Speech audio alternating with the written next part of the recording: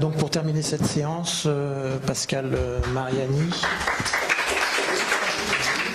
Donc après avoir évoqué la préhabilitation, nous parler de la réhabilitation améliorée en chirurgie. Donc c'était le sujet du rapport de l'AFC de 2018. Merci de nous faire un résumé. Bonjour à tous. Donc je vais vous parler d'une nouvelle organisation des soins périopératoires. Alors le titre c'était post-opératoire et donc j'ai rectifié le titre qu'avait fait Patrick Pessot, donc c'est périopératoire. Et donc je vais vous parler de réhabilitation améliorée en chirurgie. Donc vous avez déjà à plusieurs reprises entendu ce terme durant les deux exposés précédents. Les deux exposés précédents ayant parlé de préhabilitation. Et donc moi je me situe un petit peu plus tard et c'est donc la réhabilitation. Alors, comme vous le savez, chaque fois que l'on opère quelqu'un, on ajoute à l'agression de la maladie l'agression de nos soins. Et c'est la raison pour laquelle Kellett, en 1995, avait fait un Lancet, c'est un chirurgien danois, avec uniquement 8 patients en chirurgie colorectale. Et pourquoi il avait fait un Lancet? Parce qu'en fait, il avait publié une durée moyenne de séjour de 2 jours. Et donc, vous voyez, c'était en 1995. Alors, ce nouveau protocole de soins repose sur le fait que lorsqu'on opère quelqu'un, on a finalement, en raison du bistouri schématisé ici, toute une cascade de phénomènes inflammatoires qui se produisent, dont une résistance à l'insuline et finalement un catabolisme, auquel on ajoute une diminution due aussi au geste opératoire de l'immunité cellulaire telle que l'avait montré cette étude de l'AFA en 2012. À ces deux phénomènes, vous associez quelque chose qui est maintenant très important, qui est devenu finalement complètement un acquis dans nos pratiques, mais qu'il ne faut pas oublier, c'est que c'est fini la médecine dogmatique, c'est fini le temps où finalement on dit qu'on fait comme ci ou comme ça parce que le patron dit qu'il faut faire comme ci ou comme ça. On applique une médecine factuelle, une médecine qui repose sur des niveaux de preuve et finalement on est censé proposer au patient une médecine qui lui apporte finalement la possibilité d'avoir un traitement de la meilleure qualité possible. Alors si vous ajoutez la compréhension du stress chirurgical tel que je vous l'ai vraiment très simplement schématisé, l'arrivée de la cœlioscopie dans nos pratiques, qui est évidemment un acquis, que je ne remettrai pas en cause aujourd'hui bien entendu, le fait que la médecine factuelle soit rentrée dans nos pratiques, auquel vous associez l'amélioration à la fois des techniques anesthésiques et de l'analgésie périopératoire, vous arrivez à cette chose qui s'appelle RAC, réhabilitation améliorée après chirurgie. Alors la RAC, ça c'est à la fois le protocole de soins sur lequel je vais revenir, qui correspond à un volet technique, et il s'y associe tout un volet organisationnel. Le volet technique, c'est un véritable chemin clinique qui comporte du pré-op, du pér-op et du post-op. Alors schématiquement, ça c'est un socle commun de l'ensemble des chemins de la réhabilitation améliorée en chirurgie digestive. Vous devez informer le patient en préopératoire pour qu'il devienne réellement acteur de ses soins.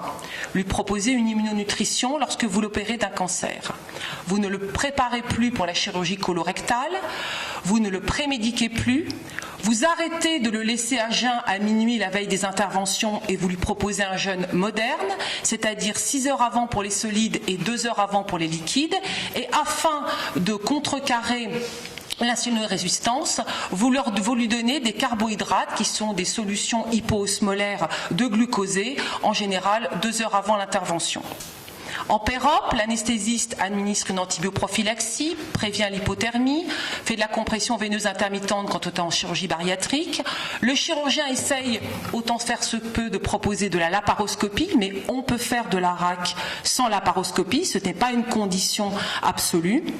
Vous lui proposez, on lui administre en péropératoire de la dexaméthasone 8 mg afin de commencer en pérop à prévenir les nausées, vomissements post-opératoires. On monitore la volémie, c'est très important pour ne pas surremplir les patients, ce qui provoque un iléus et qui aggrave l'iléus réflexe parce que les patients sont trop remplis. Vous lui leur donnez d'autres médicaments que la dexaméthasone pour prévenir les nausées, vomissements, comme notamment l'hydroleptan, et vous essayez que votre patient sorte du bloc sans tuyau.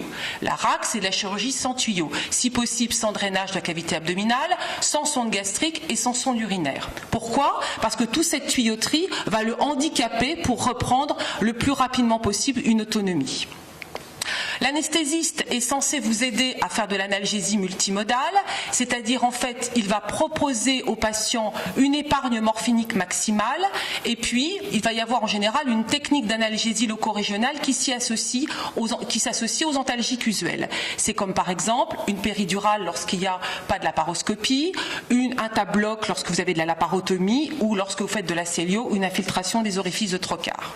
La thromboprophylaxie est bien entendu administré, et puis après derrière, vous le déperfusez le plus vite possible, vous le levez le plus vite possible et vous le faites manger le plus vite possible.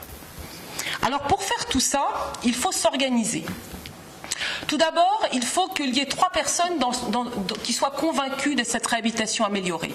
C'est un trinôme, le chirurgien, un chirurgien, un anesthésiste et un référent soignant. Si possible, il faut avoir un soutien institutionnel, notamment pour, par exemple, avoir le référent soignant qui soit dédié tout particulièrement à cette activité. Et puis ensuite, il faut savoir développer un esprit d'équipe. Alors bien entendu, ce n'est pas un esprit d'équipe interchirurgien, parce que ça, on travaille tous en équipe. Il faut finalement se dire, et arrêter de se dire qu'on est le lion au bloc opératoire, que l'anesthésiste derrière les champs joue à je ne sais quoi. Et finalement, arrêtez de se dire que c'est, lorsqu'on est chirurgien, l'anesthésiste qui est le frein à la RAC. Quand on est anesthésiste, c'est le chirurgien qui est le frein à la RAC. Et finalement, tous se mettre autour d'une table pour finalement, tous ensemble, rédiger ce fameux protocole de soins commun. Et c'est ça finalement tout l'enjeu de la RAC, c'est arriver à se mettre d'accord sur la manière dont on va pouvoir s'organiser pour finalement avoir un parcours de soins qui soit le plus proche possible des référentiels. C'est-à-dire, en fait, finalement, passer de la notion d'expert, parce qu'on est tous experts, le chirurgien est un expert, l'anesthésiste est un expert, les IAD, les IBOT, tout le monde est expert, à une équipe experte, auquel il faut associer, une fois qu'on est d'accord sur le parcours, l'implémentation des items, une audite permanente, parce que finalement la tendance est en permanence, on revient sur les anciennes habitudes, donc il faut mettre le parcours et les items implémentés, quel qu'en soit le système, en général dans un logiciel, pour voir un petit peu où on en est et en permanence regarder où en est tel ou tel item, surtout les items qui sont compliqués à mettre en place. Et puis lorsque souvent, comme en RAC, on est en sortie et en DMS un peu raccourci, savoir aussi organiser la sortie. Donc tout ça, c'est pour un bénéfice pour le patient et c'est finalement une meilleure convalescence, c'est logique puisque finalement il va sortir le mieux possible de l'hôpital le plus vite possible. Des séjours plus courts, mais la RAC n'est pas un enjeu économique au départ, même s'il y a des retombées économiques d'ailleurs qui ne sont pas forcément si faciles que ça à évaluer. Et finalement le vrai enjeu, c'est une moindre morbidité globale post-opératoire et en fait la morbidité dont on parle, c'est principalement la morbidité médicale. Et c'est assez logique, si vous ne mettez pas de sonde vésicale aux patients, eh bien, ils auront moins d'infections sur sonde. Donc finalement, c'est diminuer cette morbidité, diminuer les infections du site opératoire, et on a enfin, depuis peu de temps, montré qu'en chirurgie colorectale, eh bien, il y a 2 études actuellement qui ont montré que lorsqu'on faisait de la RAC, eh bien, on avait une meilleure survie de ces patients opérés de cancers colorectaux. Donc en plus, il y a un enjeu maintenant sur la survie des patients en chirurgie colorectale. Donc, à cause de tout ça, l'AFC en 2018 m'a demandé, ainsi qu'à Karim Slim, qui est chirurgien, comme vous le savez, à Clermont-Ferrand, de rédiger ce rapport. Le rapport, c'était un état des lieux des pratiques de la RAC, auprès des membres de l'AFC en chirurgie colorectale, bariatrique et hépatique. Une étude prospective de mai 2016 à juillet 2017, les patients étaient enregistrés de manière consécutive et finalement nous avons utilisé le groupe francophone de réhabilitation améliorée en chirurgie dont Karim Slim est le président, qui nous a hébergés avec un onglet dédié pour l'AFC et en fait on s'est servi de l'audit de Grasse pour enregistrer nos patients pour l'AFC. Un chirurgien dans cette étude pouvait bien sûr participer à un ou plusieurs modules, c'est-à-dire en fait la chirurgie colorectale et ou hépatique et ou bariatrique, et surtout les données de cahier de saisie, et c'est ça qu'il faut bien comprendre, sont bien entendu adaptées au type de chirurgie. Et c'est la raison pour laquelle vous avez finalement 4 référentiels à ce jour publiés sur la chirurgie colorectale, un référentiel pour la chirurgie hépatique et un référentiel sur la chirurgie bariatrique. Et en fait ces référentiels, ils sortent pas de l'esprit tortueux de chirurgiens ou d'anesthésistes qui veulent absolument travailler ensemble. Ils sortent simplement de l'evidence-based medicine. Et c'est ça qui est important. C'est qu'en fait, quand vous prenez le référentiel en chirurgie colorectale publié par les Américains en 2017, 86% des items étaient dans un niveau de preuve qui était bon ou très bon. Donc finalement, on ne fait qu'appliquer de la médecine factuelle chez nos patients. L'étude a été conduite de la manière suivante. Nous avons étudié les paramètres par cohorte. Nous avons étudié le taux d'implémentation des items, la morbimortalité et les durées d'hospitalisation. 2115 patients ont été inclus de manière prospective, 1639 en chirurgie colorectale, c'est logique, c'est ce qui a de l'avance dans la RAC, et tout ça dans 39 centres, 365 patients en chirurgie bariatrique et 111 patients dans 2 centres pour la chirurgie hépatique. Voici la carte de France avec les différents centres qui ont inclus, y compris des centres belges et un centre en Algérie. Donc les actes chirurgicaux dont on parle, en chirurgie colorectale, c'est surtout du côlon et 79% de laparoscopie. En chirurgie bariatrique, autant de bypass que de sleeve, 99% de chirurgie laparoscopique. Et en chirurgie hépatique, c'est plutôt des petites hépatectomies, résection atypique ou unisegmentectomie. C'était plutôt des métastases et il n'y avait que 18% de chirurgie en laparoscopie. Premier résultat, taux d'implémentation des items, il est très très bon. 76% en colorectal, 84% en bariatrique, 73% en hépatique. Et surtout, ce qui est le plus intéressant, c'est qu'il y a, notamment en bariatrique, 11 items sur les 20 du bariatrique qui correspondaient en fait à plus de 90% d'implémentation. Ça veut dire qu'en fait les chirurgiens qui font ça le font plutôt très bien, en tout cas ceux qui ont inclus dans cette étude. Et c'est important ce taux élevé d'implémentation parce qu'on sait qu'en fait dans la littérature, quand vous avez un taux moyen global d'adhésion au protocole, c'est à ce moment-là que vous déclenchez le bénéfice pour le patient, à la fois en termes de diminution de la morbidité et aussi en termes d'amélioration de la survie. Donc voilà le résultat global de l'étude. C'est une marguerite, on a décidé avec Karim qu'on l'appelait comme ça. Donc là vous avez le 0% d'implémentation, là vous avez 100%. Là c'est les différents items des différentes cohortes. Et vous voyez vraiment qu'en bariatrique notamment, les pétales de la marguerite sont noirs, ils sont bien longs et ils atteignent pour vraiment beaucoup d'entre eux quasiment 100%. En colorectal, les pétales sont entre 50 et 70%, c'est un petit peu moins bon. Et en chirurgie hépatique, eh bien, ils sont à peu près comme en colorectal, peut-être un petit peu moins bons, en sachant que la cohorte de chirurgie hépatique est vraiment à prendre avec des pincettes, parce que c'est que 111 patients et il n'y a que 2 centres. La tolérance de tout ça, on peut dire, on va prendre la tolérance de la réalimentation, elle est très bonne.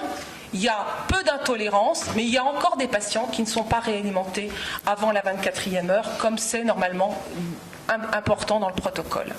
Morbimortalité à 30 jours, on est dans les résultats attendus. Je m'arrêterai plutôt sur la durée moyenne de séjour. Elle est de 5 jours en chirurgie colorectale, c'est ce à quoi on s'attendait. 2 jours en bariatrique en médiane, 6 jours en hépatique, on est peut-être un petit peu long, mais pareil, on n'est toujours que sur 2 centres.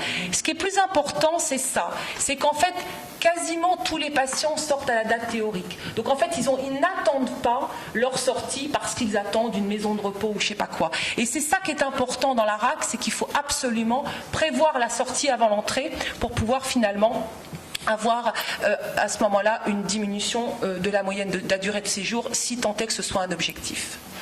cette étude a certainement des limites. On aurait pu aussi mettre la chirurgie pancréatique et gastrique. On a commencé en 2016. On pensait que c'était un petit peu tôt. En tout cas, les référentiels, ils existent, ils sont là. Et comme conclusion, nous on s'était dit qu'on trouvait que l'état des lieux de cette étude était plutôt encourageant.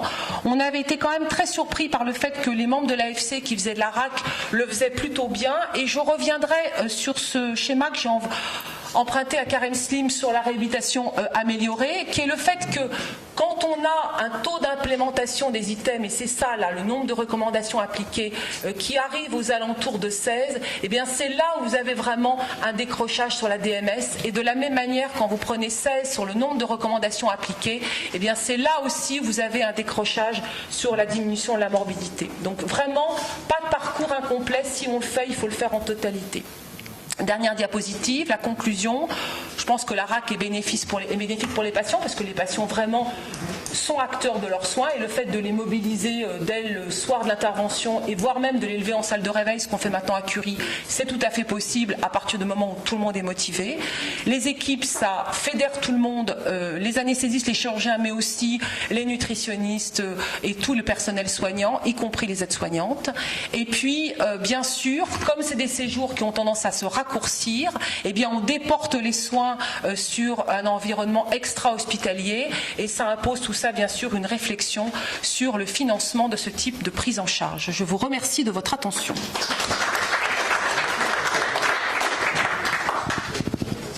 Merci beaucoup. Juste en pratique, parce que nous on l'a mis en place sur le colorectal, il y a une chose à insister que tu dis, en effet, plus il y a d'items qui sont suivis, mieux on a un impact sur la morbidité, la durée d'hospital.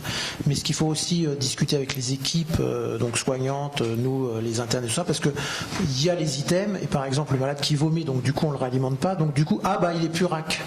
Parce qu'il y a un item qu'il n'y a pas, donc du coup, on ne va pas le lever plus et tout ça. C'est pas parce qu'il y a un item qu'on n'arrive pas à faire, pour une raison médicale ou voilà, qu'il ne faut pas continuer à essayer d'implémenter les autres. Et souvent, c'est, comme on dit, un protocole, il n'est pas tout RAC, donc il sort. Donc ça, c'est la chose. Et puis alors, juste une petite, comme tu m'as repris tout à l'heure, moi je te reprends aussi.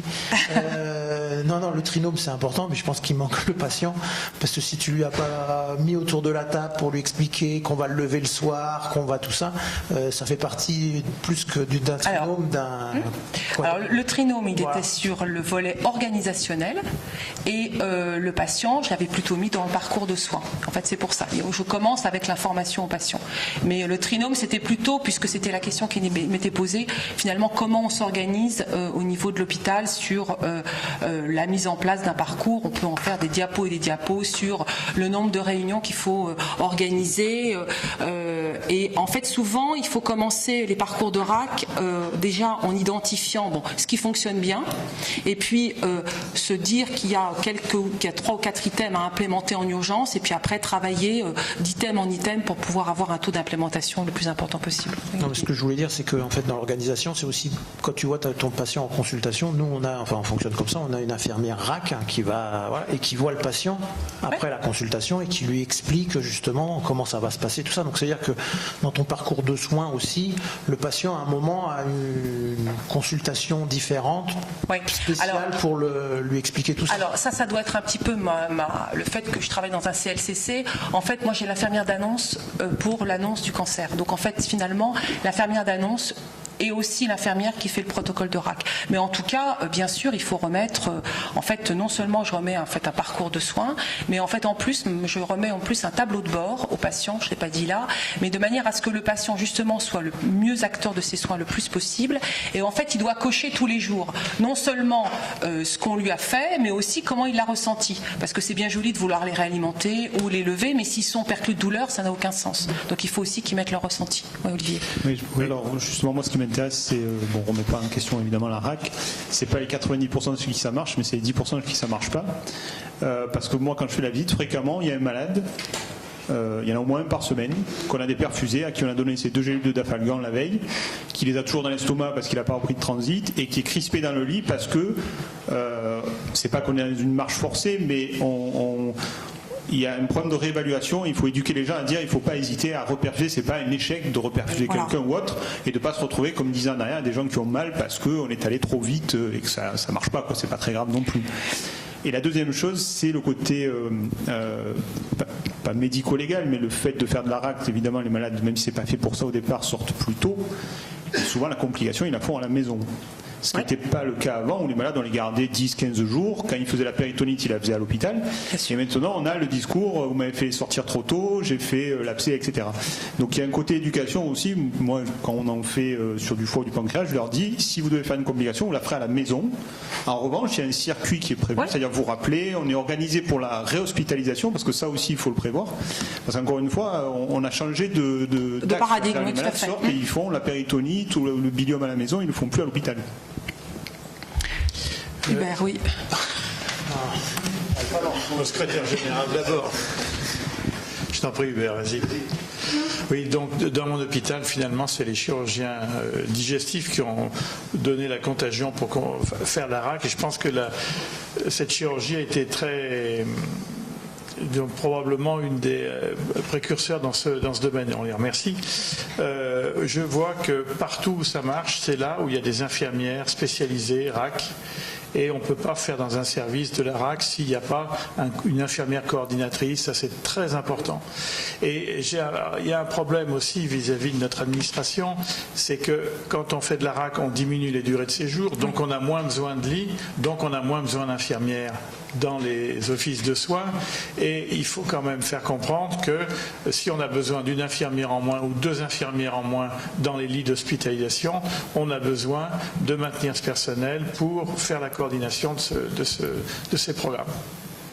Je suis tout à fait d'accord avec vous. Je pense qu'effectivement, c'est une réorganisation des soins.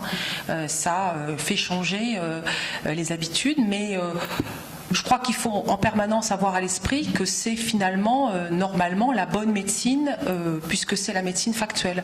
Pour revenir sur les sondes, c'est vrai qu'actuellement, dans les services de chirurgie, en tout cas dans le mien, reposer une sonde gastrique, on m'appelle maintenant, on me dit, mais Madame Mariani, on faut reposer la sonde, Monsieur Machin vomit. Mais on s'en fiche, c'est pas le problème. 90% des patients n'ont pas de sonde gastrique, c'est pas la repose d'une sonde gastrique, mais ça, c'est devenu maintenant le traumatisme. C'est la repose de quelque chose. Ce qu'il faut voir, c'est l'autre côté, c'est finalement l'ensemble des patients qui n'ont pas de sonde gastrique.